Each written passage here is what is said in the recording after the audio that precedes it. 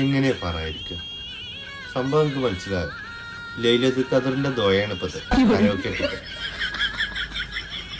തള്ള 1-ാം നോമ്പ് മുതൽ തുടങ്ങിയതാ അപ്പത്. നോമ്പിന്റെ മുമ്പത്തെ അവസ്ഥ നിങ്ങൾക്ക് അറിയില്ലല്ലോ. ഇതാ കാട്ടിൽ പോരൂല, അവിടെ ഡാൻസും പാട്ടും കടത്തവും വെച്ചുണ്ടാക്കലൊക്കെ അവിടെ തന്നെ തോന്നുന്നുണ്ട്.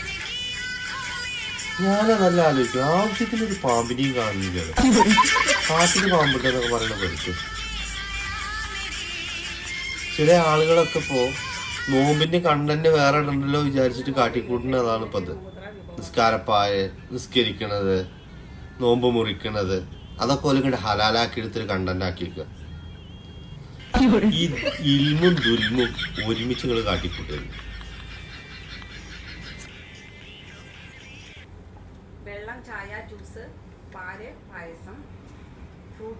തള്ള പണ്ട് തട്ടുകട നടത്തിയെന്ന് തോന്നുന്നുണ്ട്. എല്ലാം മെനു അറിയാം, ഓർമ്മയുണ്ടോന്ന് അറിയില്ല.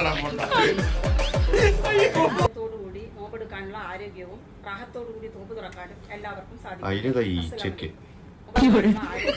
എന്താ ഇതൊക്കെ പറയുന്നു.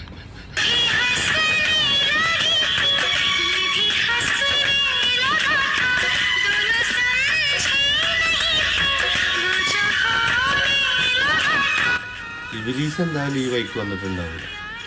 വന്നാൽ ഇബിലീസ് കൂടി കേടും.